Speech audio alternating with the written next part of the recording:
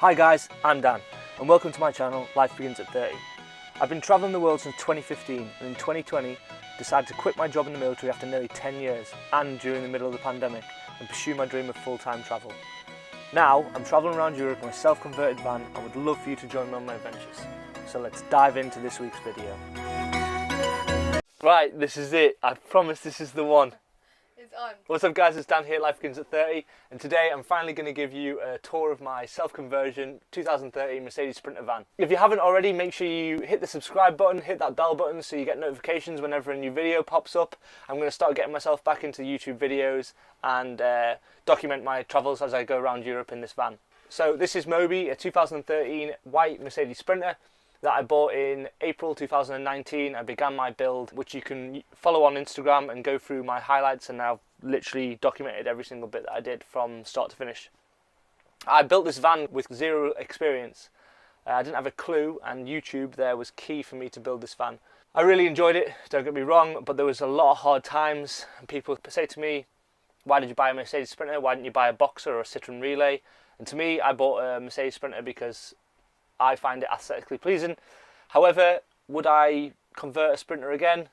Absolutely not, because of the roof, the concaves at the top. It made things a lot harder than I thought it was going to be, and I learned a lot of lessons from that. When I bought the van, it had 77,000 miles on the clock, so I got quite low mileage. But when I was messing around with the dials, I realised that it was in kilometres and not miles, so I actually only had 49,000. So I got myself a steal of a van with no VAT to pay as well. Right, okay, if you just want to follow me, I'll take you into the cab. We'll start from the front and work our way to the rear. Let's go.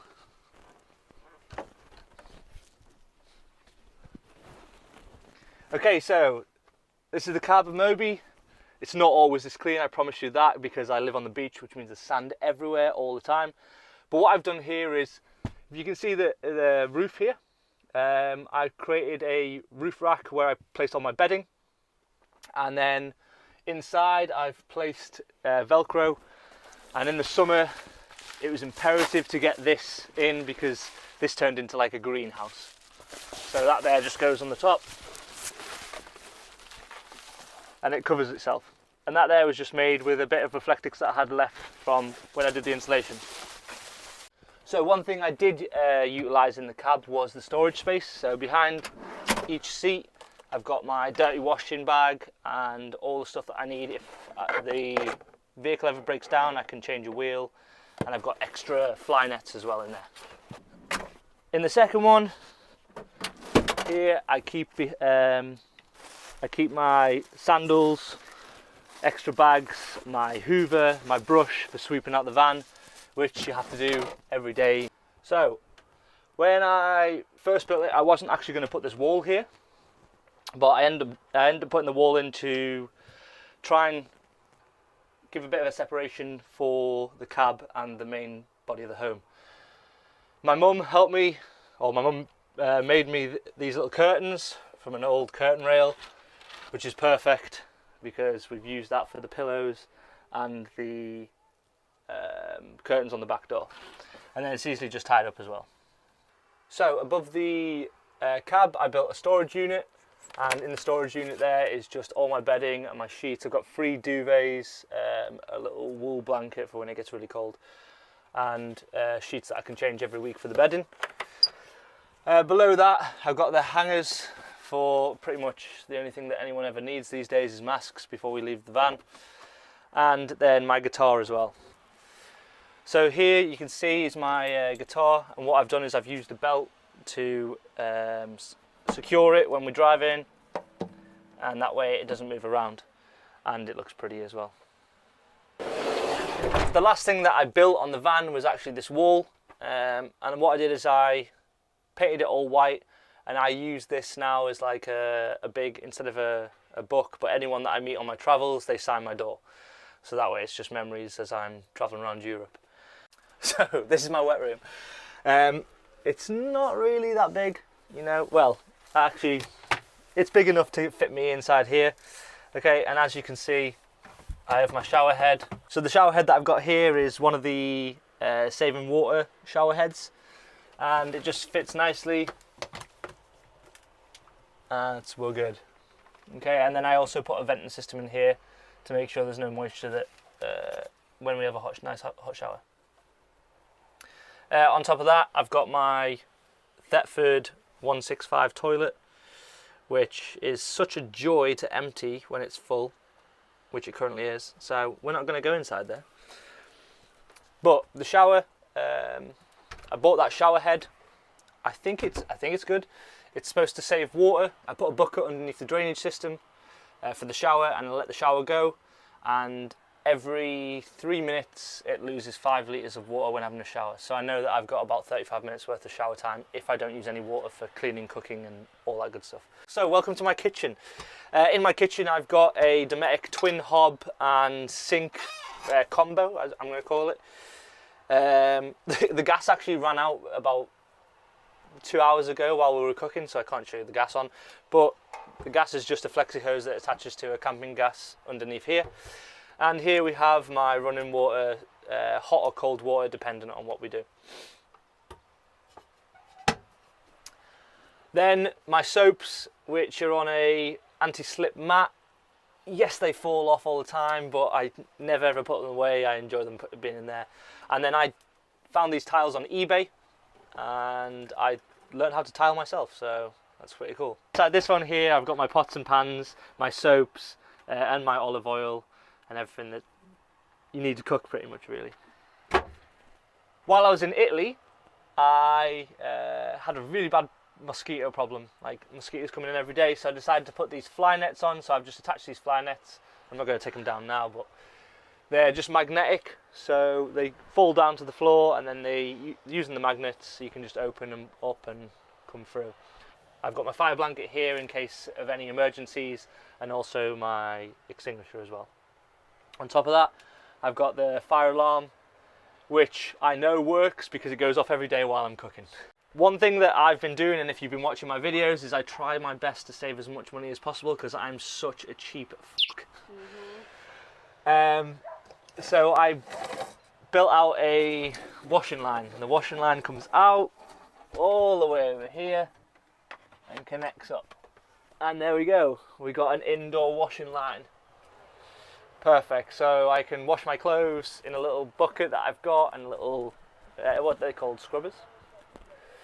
And yeah, and then hang my washing up indoors if it's raining outside, or I've also got washing line for outside as well. You may have noticed like little cards. I've been trying to learn Spanish while I'm in Spain, and another thing that I want to do is I want to travel South America after this. So this van will be for sale eventually, and I will make a new one in South America. But I'm doing my best to learn Spanish, so I've got my little crib cards all over the van at the moment. They're not normally there, but hey. If you look over here, I have my wardrobe. So this is my wardrobe, okay, so I had this in my old wardrobe and I thought it was really useful, all my photo clothes. Inside here I've got the spare cooking system, which I use especially when I run out of gas on the main one. I also have a dartboard in case we want to play darts. And underneath here is my electrical system and my water heating system and my huge battery, which you can't be able to see because it's too dark in there. But if we're talking about the electrical system, I used to have two solar panels at the top, and that was 200 watts of solar, and I had two 130 amp hour lead acid batteries, which failed miserably during the summer, and the fridge was on permanently, and I couldn't get enough power, and that's what I see a lot of people have problems with, and I found out on the Facebook van groups. I then upgraded that, and I now have 400 watts of solar, so I've got 4 solar panels on top of the roof, and underneath I've got the Victron solar charge controller. I used to have a really cheap $25 Chinese made one, which broke after 2 months of traveling in it, so now it's got a Victron one with the Bluetooth enable, so I'm able to see my power supply and how much charge I've had and everything else on my phone. And so far the battery hasn't run below 12.3. If you don't know anything about vans, you won't understand what that means, but people who have got vans, you understand that I'm keeping the power 12.8. I'm keeping the power at the right stage. On top of that, I've got the water heater system. So the water heater system is a Webasto diesel heater, which is bolted to the underneath, and that goes into a plate system with 2 metal plates, and water runs past one metal plate and heats up one plate, and then it heats up the second plate, which then gives me my hot water. So on top of my power, I've got all my hot water system that runs through the whole of the van. I can have hot water here, hot water showers. I can heat up the van using my blower that I've got here. I have a hot or cold dependent, which has been perfect in the south of Spain because we've recently just come out of a really cold storm, and it was like 6 Celsius. That might be cold to people in Canada, but to me that was freezing because I've spent the whole summer in like 30-degree heat. So yeah, really good, and the heating system works perfectly, so I'm chuffed with it. And then I've got my 3 drawers, which I kept on one side only, and you'll find out why. So in this one, it's got all my camera equipment and everything that I need. Also a bottle of whiskey that some friends bought me for my birthday on a beach in Tarifa. And then I've got my laptop and my speaker system, yeah. And so the speaker system is underneath here. So underneath here is my speaker system, which is Bluetooth enabled, so it connects to my projector, which you can see here. And it connects to my phone, so I can have my music on when I'm well, if you watch my Instagram stories, you'll know that I love playing music in the morning while I'm making my breakfast. On the left hand side, I used an old blind, an old window blind that is now a projector screen. So when the projector's on at night, through the day it's not exactly the best, but at night time it's perfect for setting a projector and then watching my films or my series off Netflix. So the projector there is Wi-Fi enabled. It has apps. You know, it's a Chinese make called a Wafi. But I can put the links of everything that I've bought in the description below. So anything that you can see in this van build, you can buy yourself. As you can clearly see, I'm a music fan. So one of the touches that I wanted to do for decorations was the vinyls, which I actually had in my room. So I just took them out of my room in the barracks I used to live in, and I've added them onto the walls here.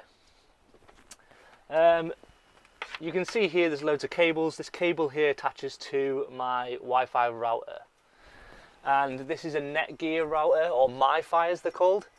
And what I've done is I've gone on eBay and found a little holder which was perfect for that, and it sits in the top left corner of my van, or top right corner of my van. But it's also got an external aerial as well, and I've made a video to explain all that. If you want to go through my van life video playlist, you'll find it, and it just says how I have Wi-Fi as I travel around and work out the back of my van. Yeah, I've got one over here as well, which you can sit in the corner, but it normally just sits in there because it's perfect for when it's charging. On top of this is my table. So while I'm traveling every morning, I will have a routine where I'll put down the bed and put up the table, and this is like my workspace. Again, if you've been following me on my travels on Instagram, you'll see that when I have everyone round, I can have like 8 people into the back of the van. We all sit round here, play cards or drink, and yeah, have a good time. This here is exactly the same wood as what I used for the kitchen top, which is just solid oak. So you might be thinking to yourselves, God, there's so much wood in here, how much does this weigh? And I did weigh it because I was scared as well, especially with the stories I heard in France getting stopped. And with 2 people, full water, full fuel, full food, full everything that I can think of in this van, it was underweight by 40 kilograms. So I got lucky because I didn't weigh it the whole time through the build, and I only weighed it right at the end. So yeah, perfect. So talking about the lighting system, I've got 2, 4, 6 different lights here. So these are just 12-volt lights, and I've got my light switch there. I can also dim the light. I don't know if that works through the video. So the dimmer setting is that way. On top of that is what I use mostly. I turn the lights off, and at night I put on the LED system that I've got running all the way down the kitchen and all the way down the side. It can flash, you know, but normally I just put it on white or red when I'm watching a film, and it just gives that ambient light when you're just chilling in the back of the van. And you can also turn the brightness up and lower it. So, and then I just use Velcro like I do for everything, and it Velcros to the side. I added myself one of the last things I added before I left the UK was my towel rack that I found in Tesco's, maybe, I don't know, I can't remember. And then this little key ring which I put all my keys on. So I also have my carbon monoxide alarm as well as my fire alarm, which is something that I thought was key to have in a van. And after doing a bit of research, I was told that you should keep a carbon monoxide alarm midway between having it too high or having it too low. So I put it right in the middle of the van. And hopefully it never goes off. We'll see. So one of the things that I did here is the table system. I used the Sequoia, we'll just say that. Sequoia? Sequoia.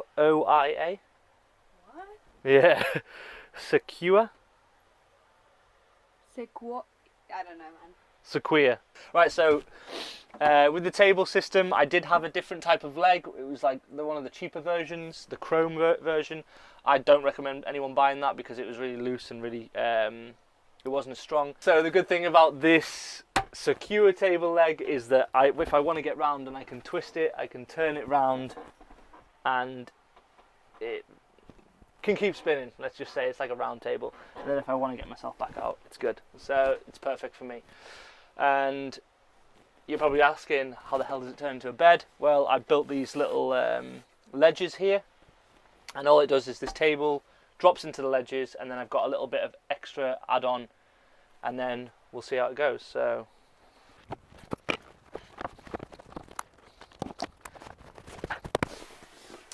and there we have it, and it's as fast as that, and then my bed's done.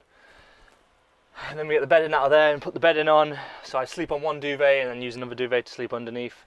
And then all my pillows are handmade. These are all custom foam built cushions that I got ordered from the internet that were way too expensive than what I should have been paying. I should have made them myself, but I didn't.